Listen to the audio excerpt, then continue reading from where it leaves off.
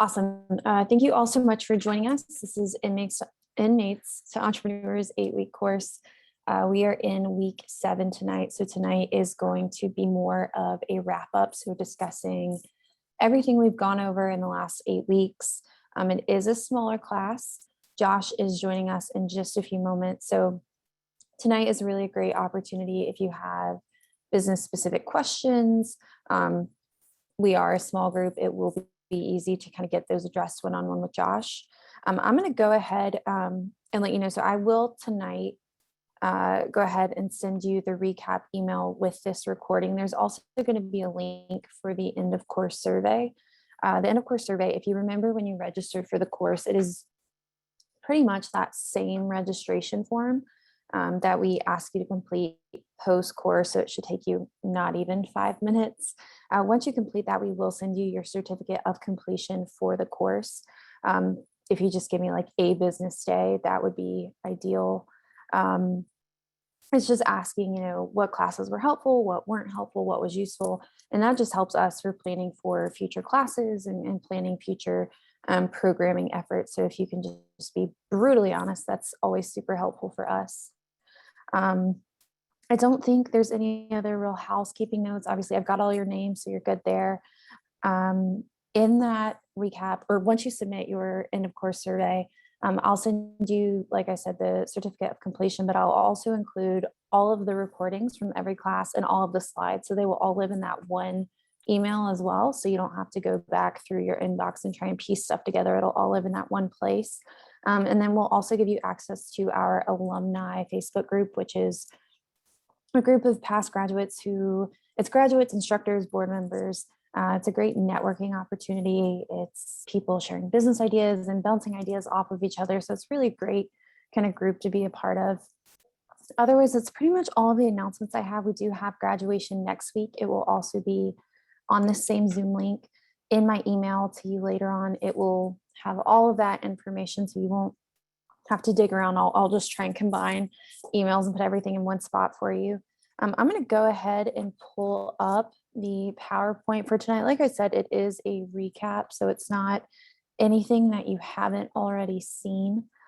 Josh is joining us in just a second, so I'm going to kind of take over for the first part, and we'll just jump right in. So we are, like I said, we're in the putting it all together class.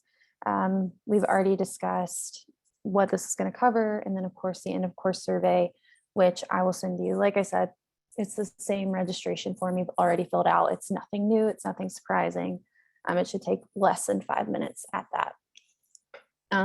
So if you remember back to week 1, so 7 weeks ago, basically, we talked about all of the traits of being an entrepreneur and what it takes to be one. And so as a cohort, if you remember, we all threw words in the chat that we thought described an entrepreneur. And so some of the ones that stood out to us were passion, attitude, determination. We threw a lot more in there. A lot of people said they wanted to be in control of their time. They wanted to be in control of their own destiny, things like that. But the 3 we listed were just 3 that seemed to keep recurring. And here is Josh. So let me go ahead and make him the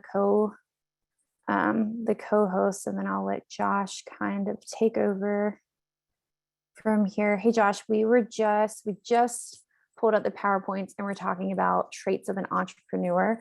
I did tell the course it is a smaller cohort, as you can see. So if you want to go through the slides like normal, we can. You want to break things off and do more, dial into one topic in particular more so than others, absolutely fine. I'm just going to kind of let you run it, but you just let me know when you want me to switch slides. Okay, sounds good. I'm sorry if I'm late, Allie. Thank you so much for covering the joys of Southern California. Okay, so just for those who haven't, have you been able to take a look at some of the other slides that we've got going on in the recordings from bigger classes? Yay, nay, what do you think?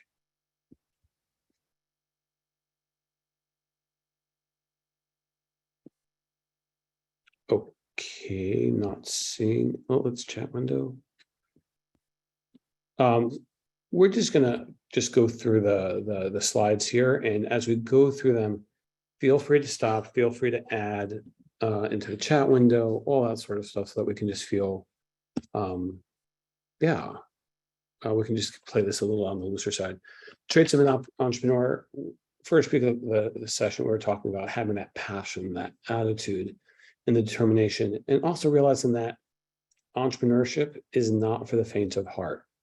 It requires a level of discipline. It requires a level of fortitude, just because no one's going to tell you what to do every day. You have to have a level of self-motivation to get things done. And the most frequent thing I hear on one-on-one sessions are people saying that, hey, wait a minute, I don't have enough money, or whatever. Just take what you got, work it through one step at a time. No one ever has enough money. Brian Hamilton has started a bunch of businesses, and he will constantly say, no business is well capitalized. You have to work with what you got. Reasons to start a business. We like control. You can work any 80 hours a week you want. Financial security and wealth. And for me, it's also really the opportunity to create something. There are 1,000 businesses that are out there, but let me create my version of whatever it is. It's not to say that my version is better than the next person, though it is. But to create something that is special for me, special for my team, special for my family. The roadblocks that get in the way: financial control. We just give up because we can't do it. Again, it's not for the faint of heart.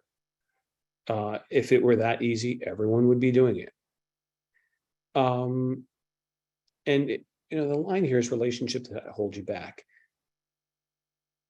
Now, we can just blame our spouse, we can blame our parents, we can blame any number of people along the way here. Oh, my wife won't let me, my significant other won't let me, so-and-so won't let me. More likely than not, it's you yourself. The relationship you have with yourself is really what's most troubling. Do you believe that you can do this? Do you believe that you can make yourself successful? Oftentimes we're so used to other people judging us negatively, and we blame the others. Well, so-and-so is holding back, when really the only thing holding us back is ourselves. Now, it is a force to be reckoned with, but own it for yourself and all that. Let's go on to the next slide, Ellie.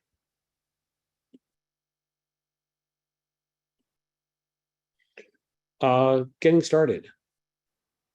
More than anything, that if you take anything from this course, how to start, pick one thing and move forward. So many people just get kind of the deer in the headlights saying, I don't know where to start.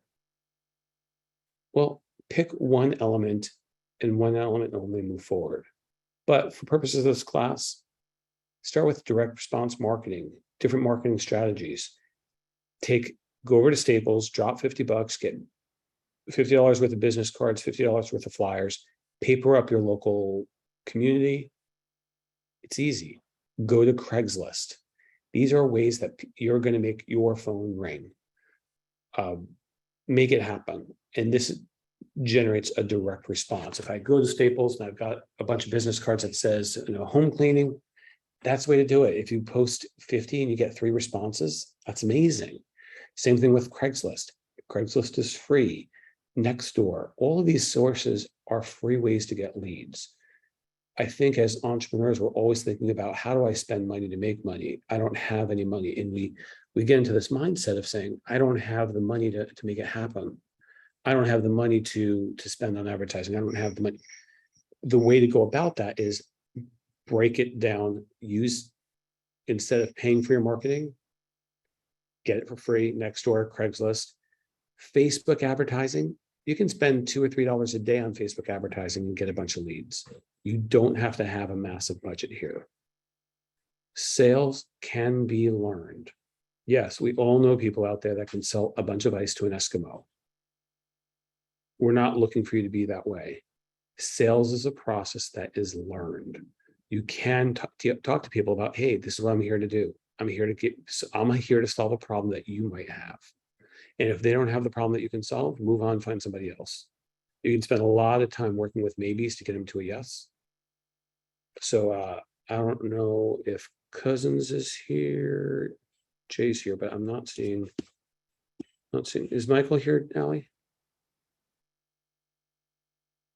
No. Sorry, I don't think so. Yeah. Yeah, I mean, Michael's in the towing business, so he's looking for people that are broken down on the road. If your car is working fine, he's not your customer. And if he sees you on the side of the road and your car won't start, you are now officially a customer of his. So he doesn't have to deal with maybe. Either yes, you're a customer, or no, you're not. And then as you start marketing, start working on your conversion rate, increase the number of transactions, the average dollar, and then market more, meaning that, okay, so if I sell a shirt, well, maybe I can get you to buy a hoodie too. And if I talk to enough people, the more people I talk to, the more shirts I'm going to sell. It's math. It's just math. And then find the places that yield the best results and do more of that. And then try some other things on top of it. So, hey, look, if I know that every time I go to a BNI meeting or a LATIP meeting or a Chamber of Commerce meeting, I come home with 2 leads. Well, cool, let's keep doing that.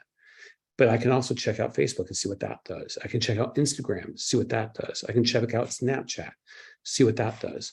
Check out how these things move, and then see where we go. And then if you're paying for leads, and even if you're not paying for leads, you want to convert ideally between, let's just call it between 50 and 80%. If you convert 100% of the people that you're talking to, you're doing it wrong. You need to charge more money. Not everyone should want to buy what you have for sale at the price you are offering it. This is very, very important. If you are selling and everyone's buying, you need to charge more because you're just going to burn out. My target range between, let's just say 50 and 80%. 90 might be okay, but gosh darn it, somebody has got to think you're too expensive. So move on to that next person. And if you're below 50%, once you get into talking to people, then you probably want to refine what your pitch is. And we can talk about that. Test, measure, improve. Test, measure, adjust, repeat. Test, measure, adjust, repeat. Always be in that loop of, hey, what can I do better? What can I do better? How do I improve this? And not just around your marketing, but around your entire business. How can I be more efficient? How can I be more productive? How can I do my job slightly better? You're the one to gain from it. Next slide here. I'm not seeing anything in the chat window. So either I'm boring you all to pieces. Allie's bored to pieces. Structure and partnership. We talked about the different entities. For everyone on this line, you really should start off as a sole proprietor. Thanks, Jay. Appreciate it. Partnerships. Let's not get into marriage and business just yet. LLCs, save your money. Wait 6 months, make sure you like the business, get some revenue in the door, then look at it an entity. Partners can be good if they bring something that you don't have. Hey, I'm talking to a partner that's giving me money, that opens doors for me. But they must really share your value. Have responsibilities clearly laid out, especially if you have 2 people operating in the business. I'm the salesman, you're the finance guy. I'm the whatever it is. Have clearly defined roles and responsibilities, and please, for goodness sake, write them down. Please write them down. Let me say it again. Please write them down. Why? Because everyone has amnesia as soon as you don't like each other anymore. Then it becomes he said, she said. Not much fun. I've mediated those arguments. It's a shit show. Let's not do that. Please, please, please, please. If you do have a partner, write things down. And that also will extend once you have team members and employees. When you bring on board, write down the responsibilities. This is what I expect of you. And define what a breakup looks like. And a breakup could actually mean, hey, you know what? I'm moving to Texas. Hey, buy me out. Generally speaking, you want to have a way out here. Yeah, there are all kinds of religious implications about having a prenuptial agreement. But in business, it's the best time spent. Write down how it is that you plan on getting each other out of this once you're in it. Especially if, God forbid, something happens, like someone passes away or something. Yeah. Get an accountant early. The income statement is how you keep score. Balance sheet tells you how strong the business is. You're going to spend a lot more time on your income statement than anything at this point in time. An accountant will really help you just keep your books together, keep them clean. They'll also help you really manage the local business rules that you might overlook. Hey, you've got a local blah blah blah. You need to pay your city tax bill, or you need to get something that's unique to your area. Those accountants are going to be helpful there. You don't need to find someone expensive. You don't need to find somebody seasoned. Seasoned typically means expensive. Find someone that you like, someone that you jive with, someone that you think will help you run your business better. My goal in that regard, when I'm the accountant for another business, is give an insight that they don't have. Keep in mind that cash flow is critical. You must know your cash situation on a daily basis, if not more often. Know who's paying you, know when your cash is coming in the door, all that sort of stuff. Can we go to the next slide? It's kind of funny that we do vision and values later on in the course instead of starting with them.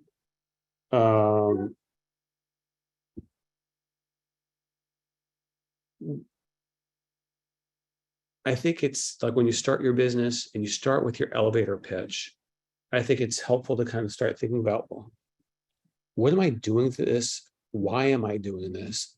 How do I plan on getting there? These are things that guide us along the way, as far as when shiny objects come along the road, the vision and values kind of sets you straight. So for example, if your goal, Molly's on the line here, Molly's going to turn around and have the best cleaning options available. One of the things we talked about with Molly early on is defining her geographic reach. Yes, she's in downtown LA. She could technically go do work on the west side of LA.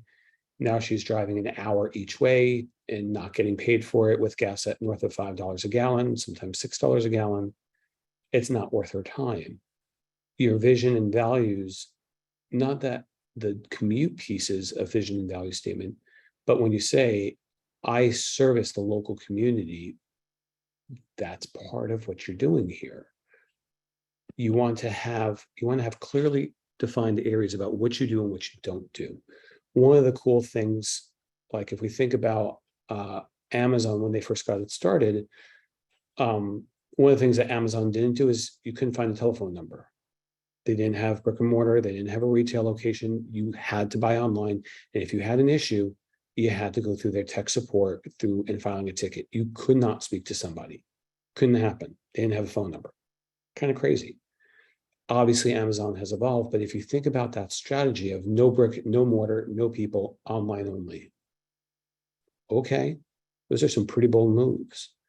When you think about airlines, I live here in Los Angeles. Dominant air carriers here are going to be Southwest, United. If I want to do anything with Delta, I'm not getting anywhere directly. Anything I do with Delta is going to be connecting through Salt Lake or one of their other hubs.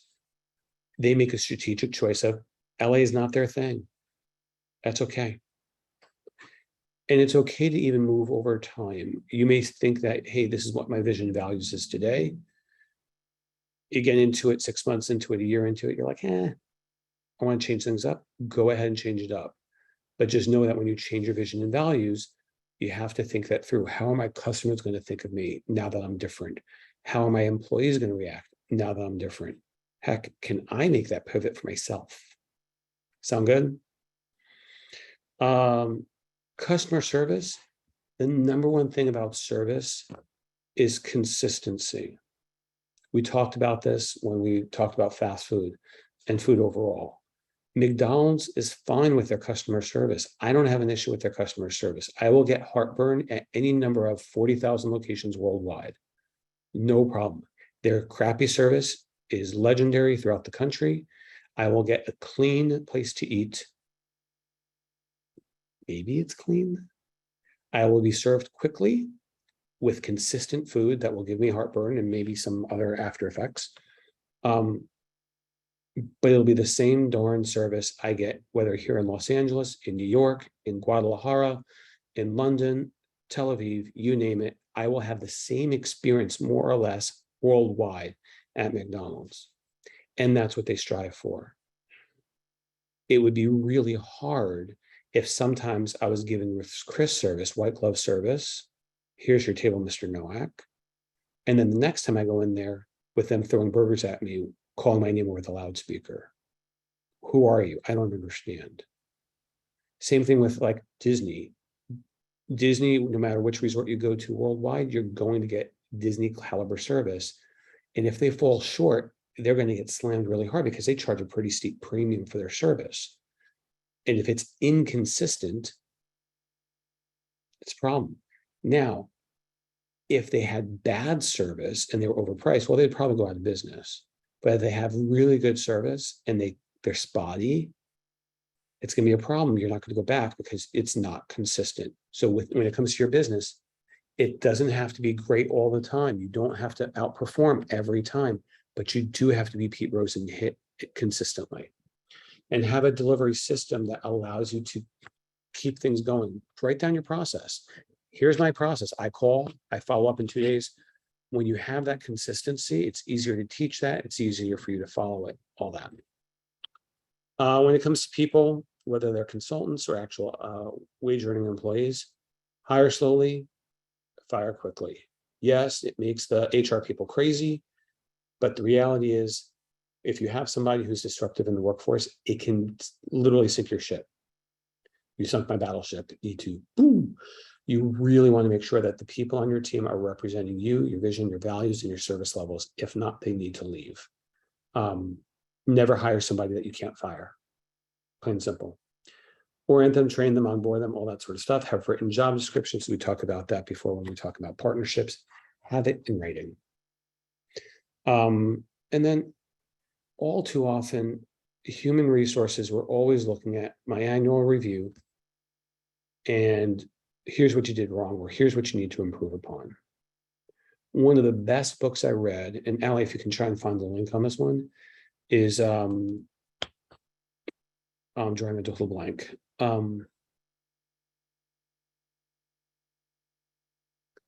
It's a Gallup organization. I can't believe I'm messing this up. Hold on a second. Let me see if I can find it. Someone should tell a good joke while I'm looking for this.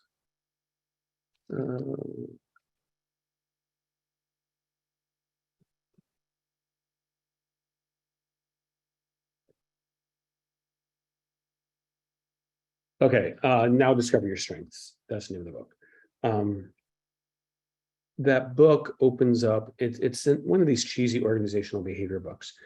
But the premise of the book, let me also put it to the links here.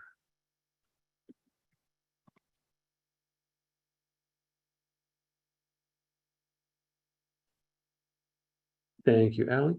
The premise of the book says we all have our strengths, but ever since childhood, we've been told to work on the things that we need to work on. So for example, if I were a straight A student, except for the 1B, my parents would tell me, you got to work on the B. It's not really helpful, and nor is it really realistic anyway. I hate English. I don't like to read books. I am sorry. I don't like to read books. You can tell me 1,000 times to read a book. I'm not going to do it.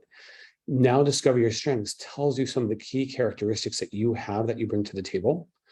And it allows you to start understanding what are the strengths that other people have. So the point of this is to say, put people in the right positions. Don't expect somebody who's kind of like aloof to be detailed oriented. Not going to happen. You can tell them in their reviews all you want to be more detailed oriented, and they're not going to do it. They might be more of a salesman, win somebody over. Okay. And it could also very well be that they're not meant for your organization, and then you're free to liberate them, also known as fire them. Okay. Everyone's so quiet today. I feel like I'm just doing a soliloquy here. Let's go on to the next slide.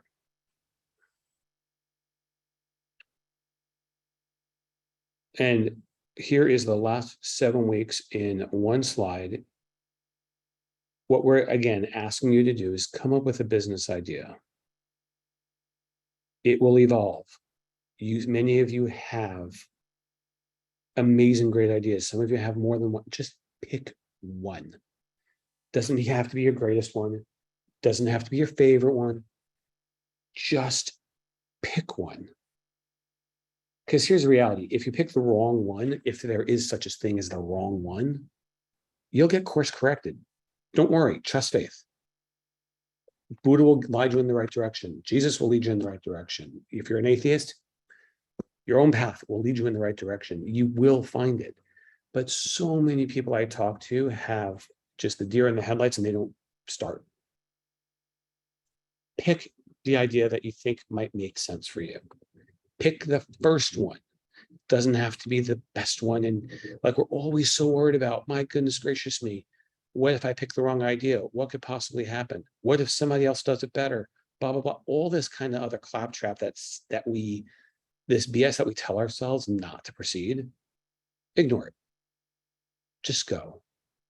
Today, I'm going to be a musician. I'm going to call 15 hotels and I'm going to ask them if I can play at their hotel for Christmas. Poof, I'm now a musician. I'm going to go to Staples. I'm going to run off $100 worth of business cards and flyers. I'm going to stick them in my hotel and I'm going to offer up dog walking services. As of today, I'm a dog walker. If I don't like it, if it's not profitable, I'll stop. But today, at least I'll make a few bucks, which is better than sitting at home wondering what would it be like to be a dog walker. Whatever it takes. Taking that one step will feel just so good of making movement. Because right now, if you're sitting there kind of throwing darts at the wall, like, what should I do? What should I do? What should I do? Once you take that step, you will naturally course correct. Hey, I thought being a musician would be great, but I really don't work on Saturday nights. I thought I'd like pole dancing. Guess what? No one's tipping me to be a pole dancer. I have hairy legs. Like, you'll figure it out. No big deal. So just the best thing you can do is just start. Doesn't matter what you start with. Does not matter what you start with. Let me say it again, just because nothing beats repetition like repetition. It does not matter what you start with. Just pick one and go. And here's the reality. You will fail on some level as you go, meaning that you will make mistakes. Some people call that failure. But everyone on this call, even Allie, has made mistakes. Some of us in more spectacular fashion than others. Just don't make that mistake, okay, folks? As long as you don't make that mistake, for the most part, you're not going to get in legal trouble for running your business poorly. In fact, I was doing an IRS audit once, and this gal was she was a piece of work. I did the case pro bono because she was that screwed. She was dead flat broke, but the IRS wanted $200,000 out of her. And it got to the point during the point of the audit where the IRS agent, and IRS agents, they're a funny lot. This one IRS agent was sitting there saying, hey, why is she losing money? Like, and I looked at this IRS agent who obviously is a government worker. I said, well, not everyone gets a paycheck every 2 weeks. Some people try business and some people are really bad at it. She's really bad at it. That's not against the law. It might be foolish. It might be silly. We might make fun of her at her expense, but it's not against the law. She has legitimate deductions and we're going to take them. After a snicker or two from the IRS agent, she's like, you actually are right. I'm like, I know I'm right. So like, we're so concerned about what others are going to think, and it makes sense. Our friends, our supporters can be really harsh. They can be. It's unfortunate. But do it anyway. Do it because it's what you want to do. Do it because that's the fire in your belly. And as you start moving forward, people actually will turn from haters to supporters. They'll buy your stuff. They'll buy a haircut from you. They'll buy your soap bars. They'll buy whatever it is that you're doing. Jay, they'll buy your cannabis. They'll say that they're anti-weed until they actually, like, you tell them, oh, wow, I actually feel better. Yeah. Put flyers out in a good place. How do you know a good place from a bad place? Well, you don't until you put it out there. So, yeah. So don't be so afraid to take a risk. What's the worst that happens? The worst that happens is you print a bunch of flyers that no one took. Keep on going until you find one that works. And what's the risk? It's $25 of flyers. Who cares? Do it again.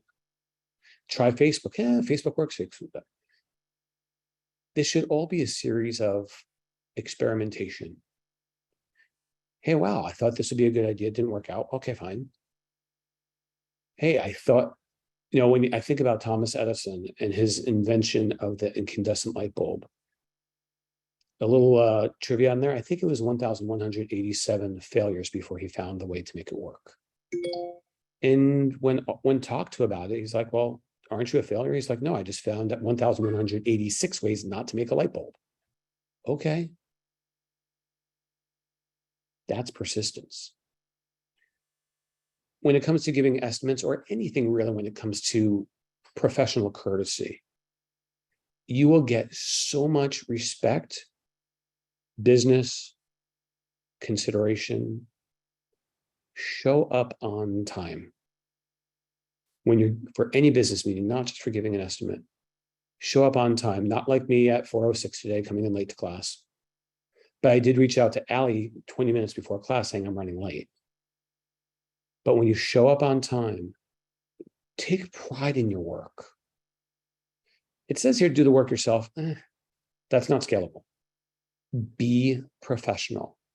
It's one thing you want to kibitz, and once you have a relationship that's amicable, maybe you can kind of start being a little less than professional. But you don't know who you're talking to. Making inappropriate jokes can lose the deal. I mean, you want to be personable and show that you're human, but be professional. This is your first impression. If you act professionally and demand professional rates, then you are going to be treated as a professional. This is a golden opportunity for you to recast yourself in a light that that you didn't even dream of for yourself. In a prior life, someone might have deemed you as less than, a bad worker, not supportive, not helpful, lazy, whatever adjective might have been. And every time you meet somebody, you have the unique opportunity to redefine yourself, who you are as a professional. Even as simple things as being a house cleaner or a house painter, you can show up professionally. There's a plumbing service out here, I think it's called Mike's Plumbing, the Smell Good guys. And their whole antic is about showing up on time and smelling good. Now, I don't know how that works for them, but their whole marketing campaign is based upon being professional. Try it. As well as I think selfishly, like, I don't do it now because I run a t-shirt printing business. But when I was in the accounting space, anytime it was important, I would always show up with a suit, tie, white collared pressed shirt. Not even an off color shirt, straight white, so much starch in it, you could use it as a baseball bat. Because I'm showing up as professional. That's the expectation. And this is kind of just life. Do what you say you're going to do in the time frame you're going to do it, and do the work on time for the price you committed to. Now, if the client turns around and lies through their teeth about what is involved in a job, then you need to revisit and saying, you know what, you told me X, it's really Y, we need to reassess. But do honor your word. And this is so much more relevant for the people on this call. Our word might not have always been taken seriously. Honor your word. And then over time, you will have a level of integrity that comes with it. So, like, own it, honor your word, become a person who's not just good at what you do, but give it to a point to where you can have pride in what you do, pride in your business, pride in your personal life, And when you start honoring and having that level of integrity, you feel better about yourself. When you feel better about yourself, you demand more of your clients. You demand more of your other relationships. You demand more of your family, of whoever you think I used to be is just not true. I am no longer the person that you can just piss on. Not doing it. Next slide.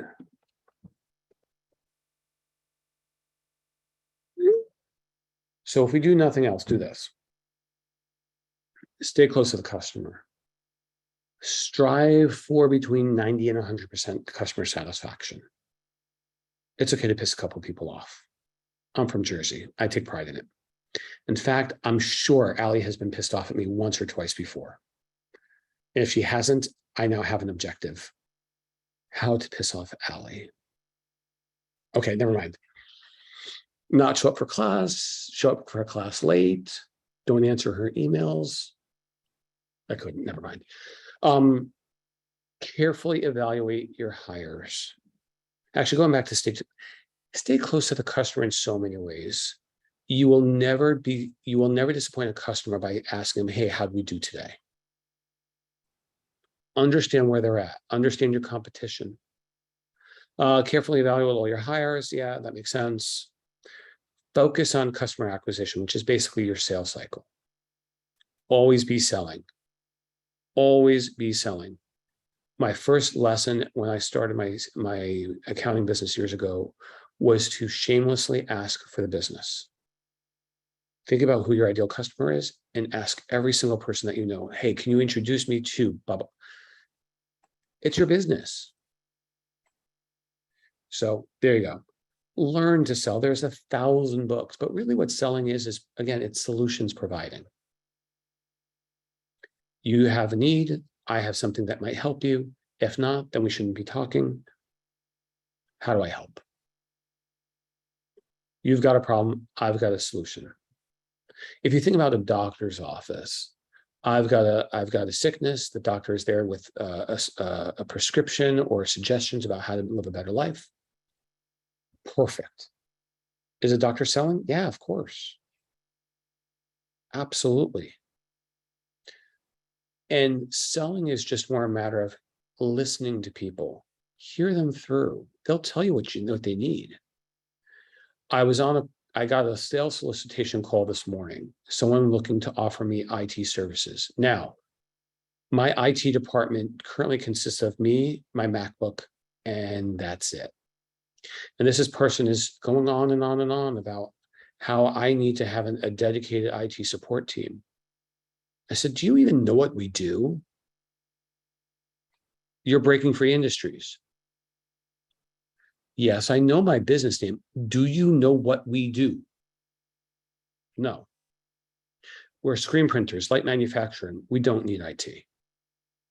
Now, on a different day when I have a little bit more time to chat with people, I'll usually just indulge them a little bit and I'll take their sales calls and I'll be a chum and then politely decline and say no. On this one, I'm like, you have not done any research into my business. You have no idea who I am. You have not asked me any probing questions about what my potential needs are.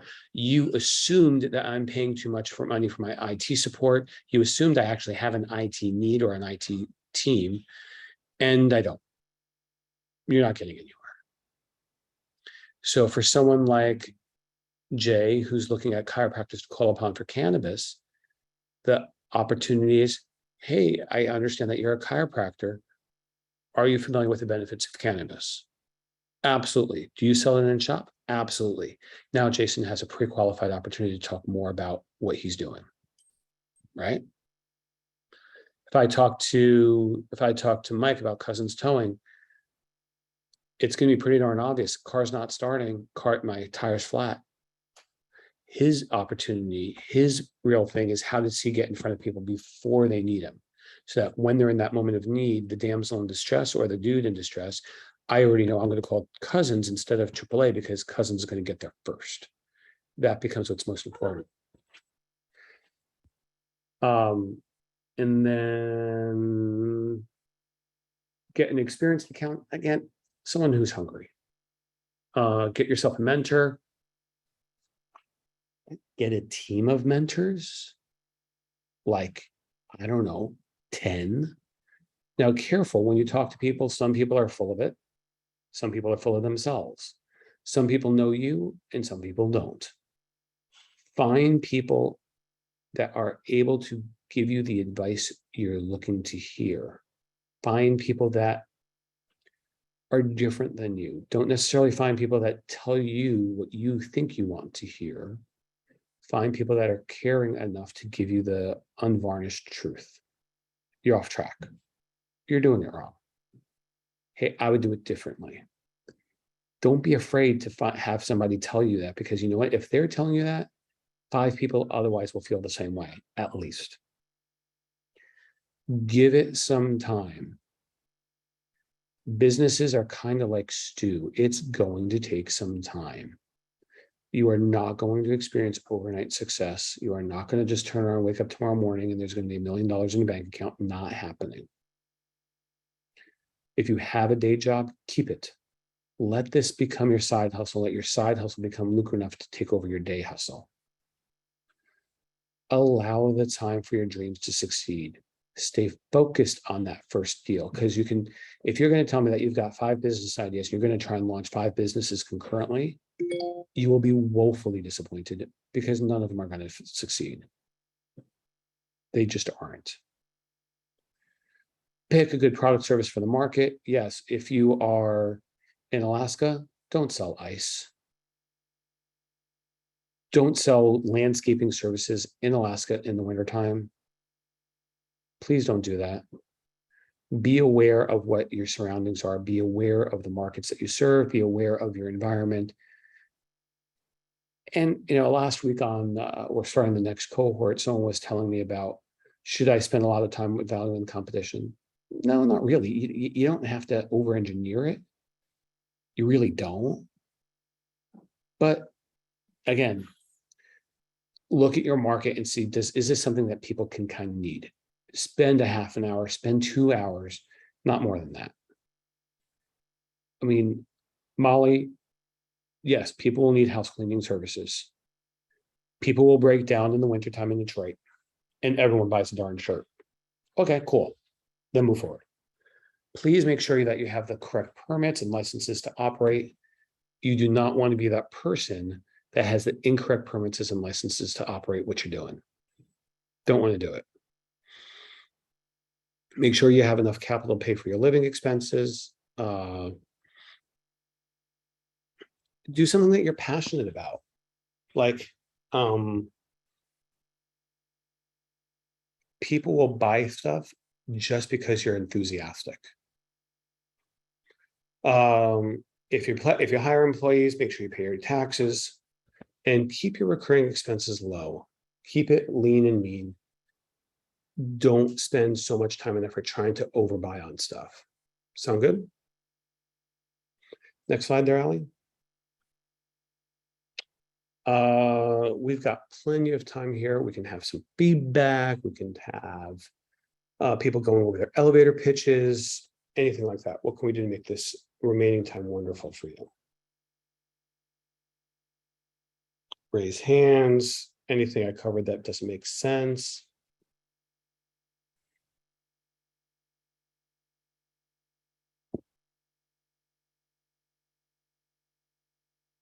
Bueller.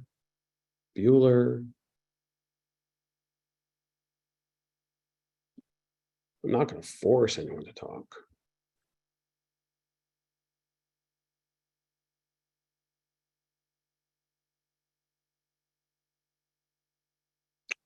Okay.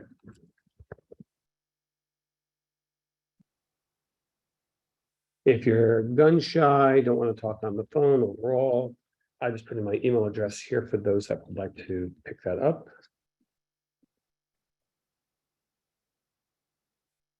And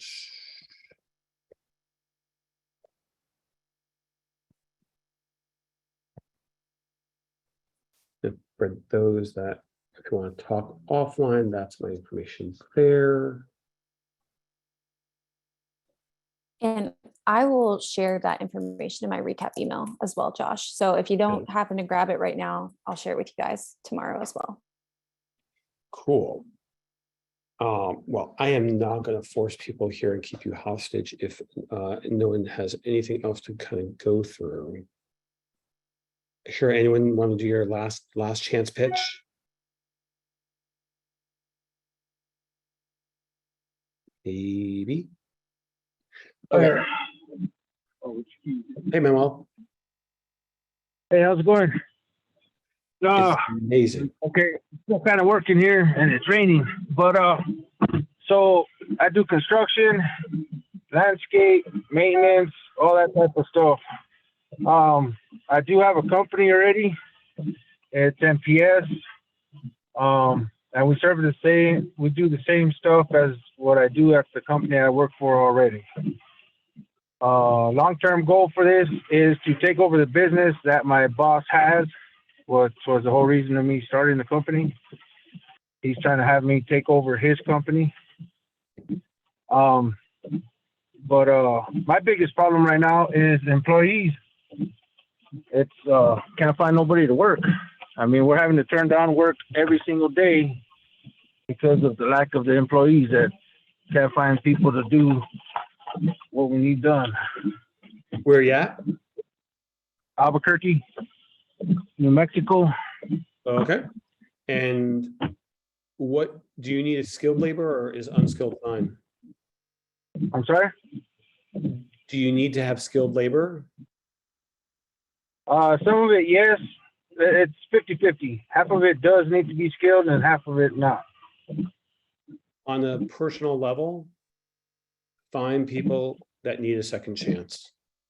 Get connected to them, and you will have more people than you know what to do with. Okay. I got connected obviously to the local community on that sort of stuff because we're a second chances employer, but I never have an issue finding people. Never. Okay.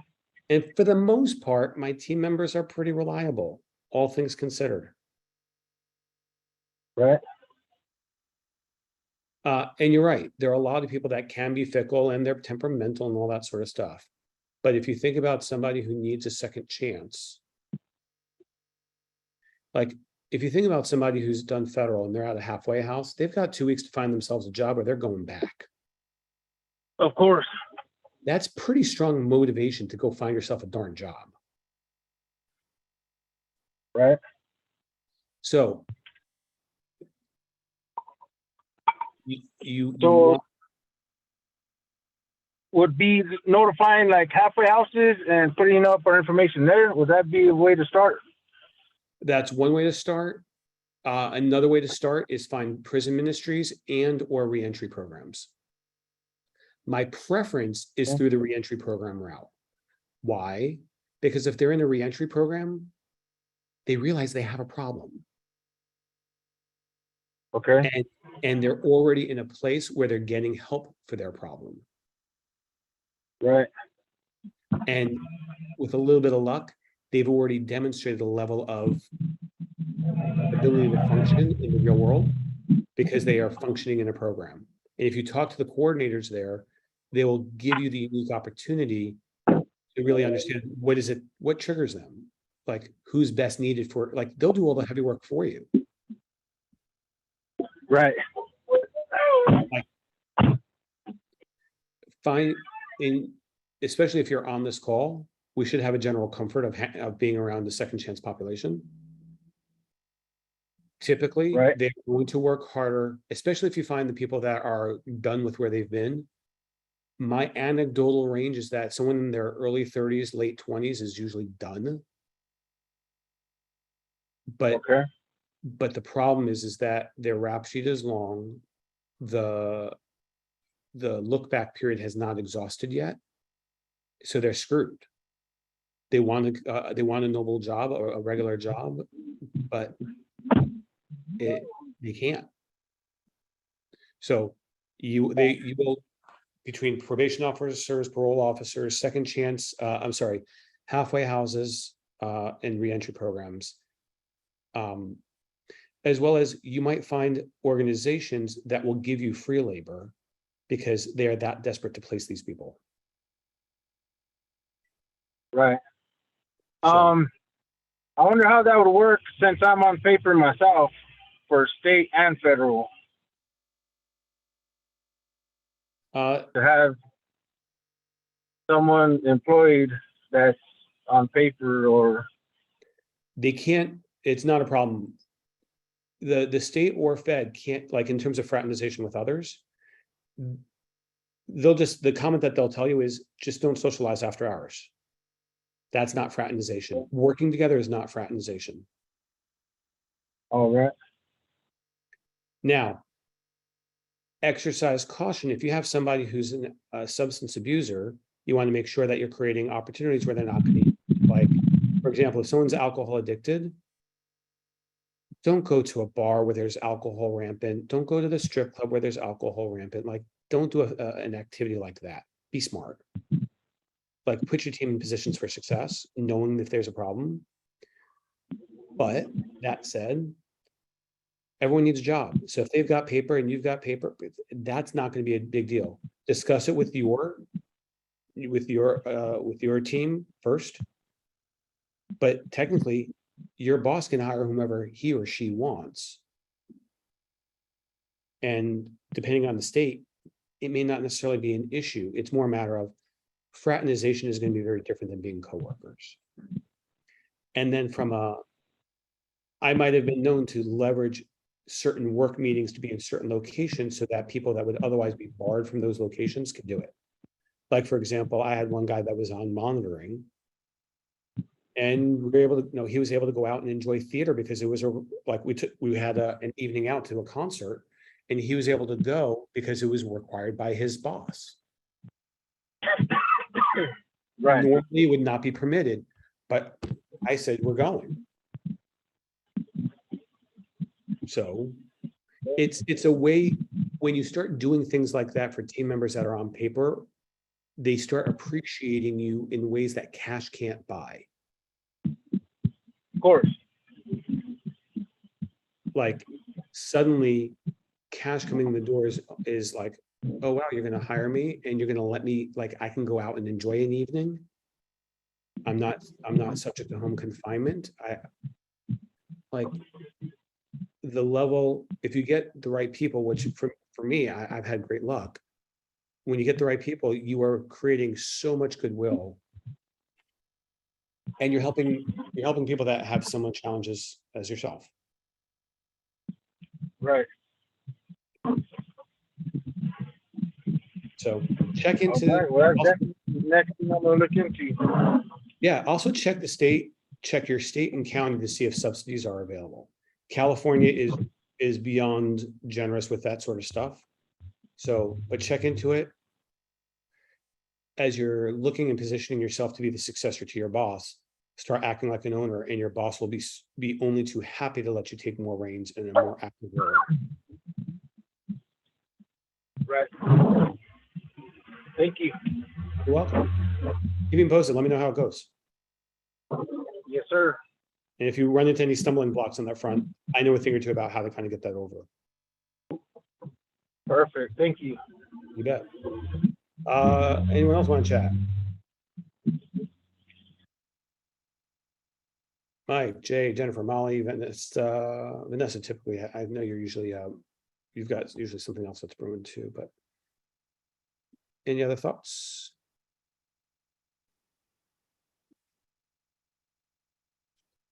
You can all unmute yourselves if you so choose.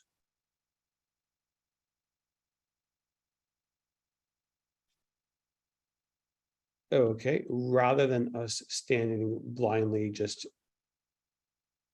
chilling out, looking at here. Hi. Oh, I yeah. do have one thing. Okay, so when I was talking to you guys about doing room and board, Yep. and so you gave me the idea of just maybe putting out an ad and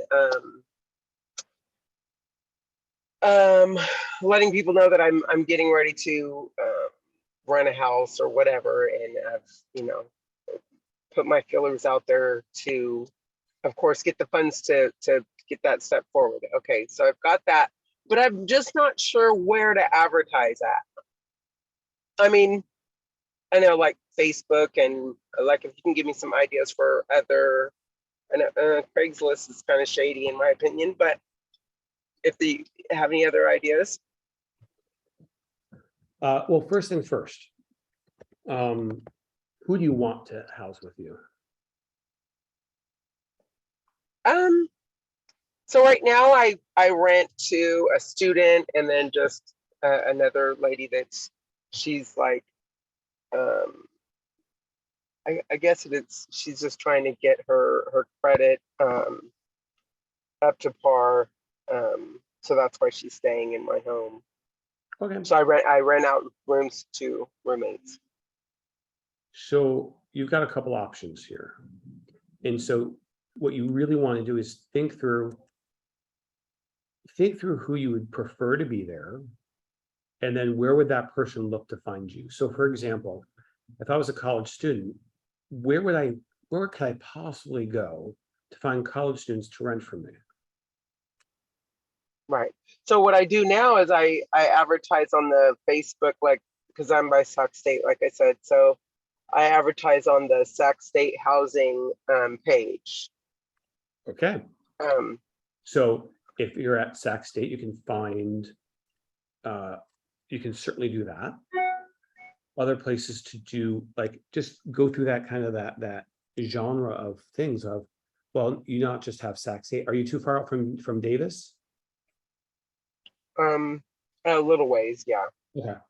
So pick all of the other college places, not just Facebook. You can advertise, I'm sure, whatever newspaper they have an online portal to advertise there. You can, like, there's so many different ways that if your goal is to find college students, probably grad students more than undergrad, if I'm being honest. Because if you're looking at people renting a room versus having a dorm type experience, you're looking at either upperclassmen or you're looking at grad students. So talk to the various grad department heads, get to Res Life, talk to people who run the programs there.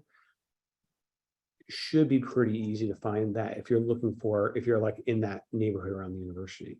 If you are trying to find, let's just say, divorcees, we'll call a bunch of divorce attorneys. Talk to pastors. Like, it really depends upon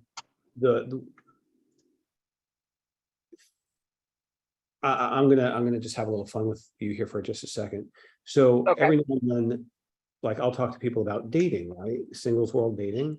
And people are like, I'm not just meeting anyone. And I'll be like, well, where are you looking for them? Oh, at a bar. Well, if you don't like who you're finding at the bar, think about going to places where, like, find your mate where you think you would want to find them. Like, for example, if you are dedicated about volunteering, going to a bar probably isn't going to find you that. It's not to say volunteers don't drink.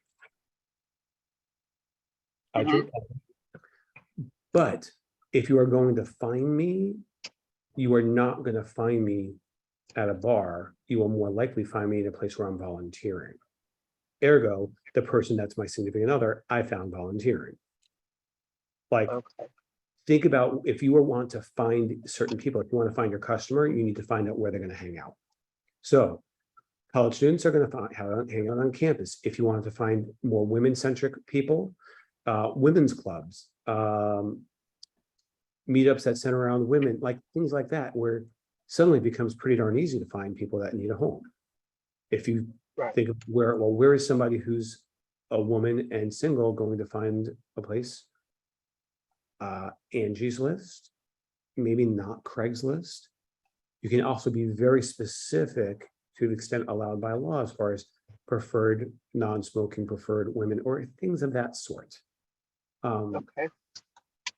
Like, don't be bashful as far as who you want to be there.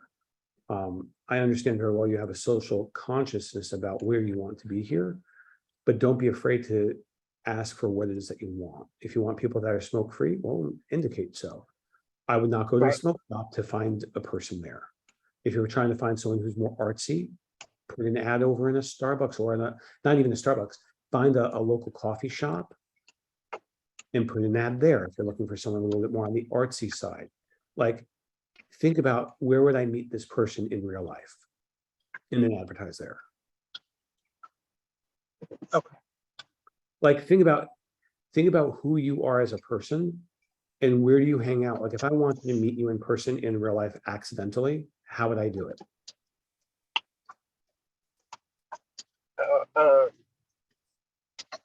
Right. Well, grocery store, church, Yep. work. Church. But I liked your idea about like, because I am running to women only, and so just just to kind of create a safe space where sometimes people that are not really comfortable with living co-ed. So yeah, women's groups, and I was even thinking about a community resource here in Sacramento. There's, I don't know, they probably have it other places. It's called 211. Yep. You pretty much call for any type of resources that you might need, from housing to food banks to whatever. Legal help. The only thing you want to be careful of on that front is know very well that emergency services, some folks may not have money with which to pay you. So make a conscious choice in this regard. Yeah. I do right now. I do a credit check and background check, just because I personally have a child in the home and I have grandchildren that come over. So, and these are people that I'm going in blindly, not knowing. So, yeah. Yeah, I'm just saying make a conscious choice, meaning that if you are marketing to a particular community and you're doing emergency services, it could very well come to pass that that person has no cash. And they might be fine on credit, they might be fine on background, but they just might not have the cash wherewithal to pay you. So just be aware of that. And it's not to say that you shouldn't be generous and kind.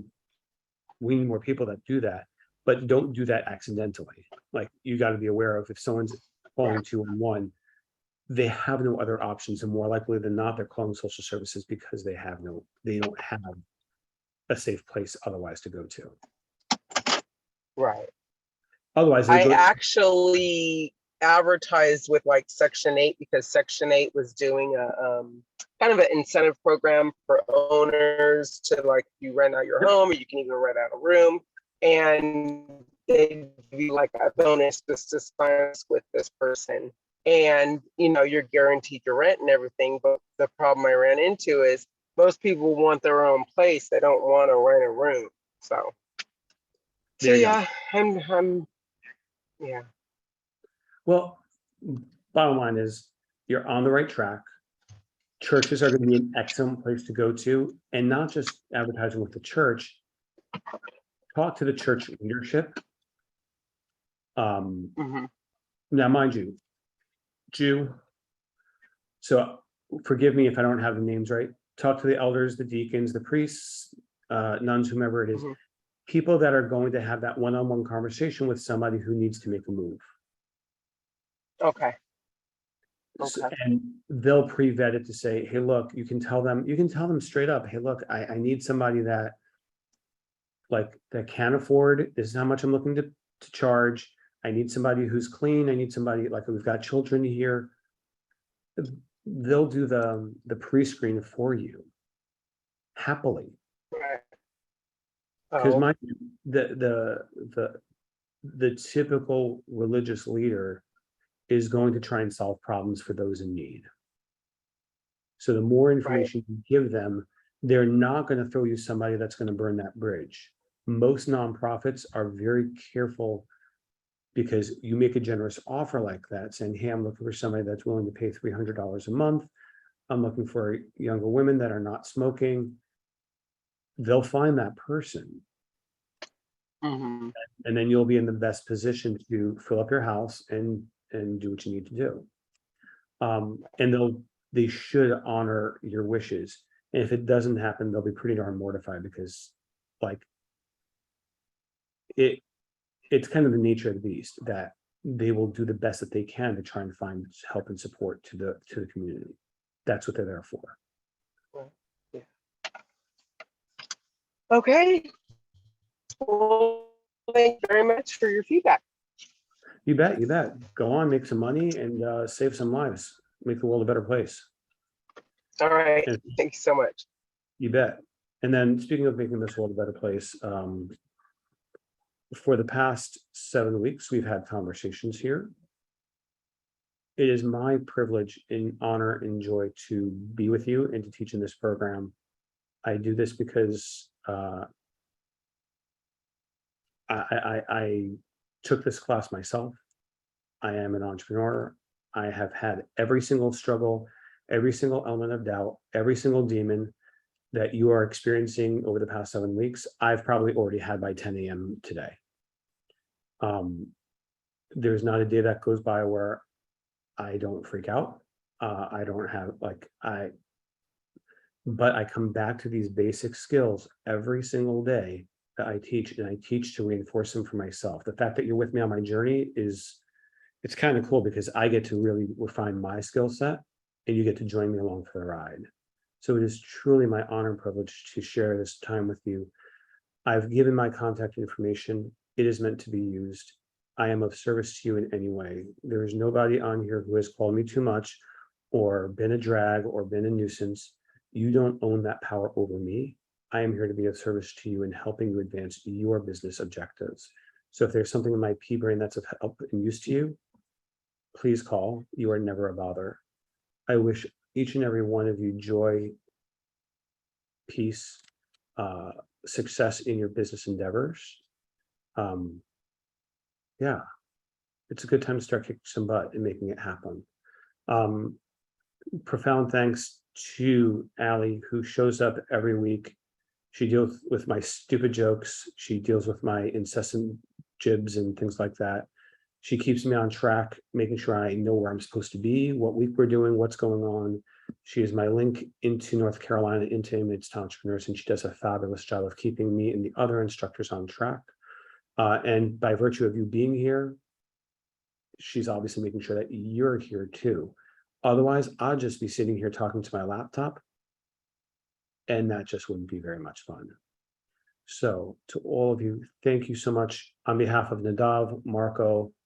That's who we had throughout this run, right? It was just the three amigos. Nadav and Marco. Oh, by the way, just one little side bit. Both Marco and I realized that we are actually almost birthday twinsies. Marco had his birthday on Saturday. I had my birthday Sunday. So it's just like, oh, wow, that's kind of why we get along so well. So thank you so much for this opportunity to have been with you the past weeks here. I will look forward to seeing you at graduation next week. And again, I wish you all the good fortune to you.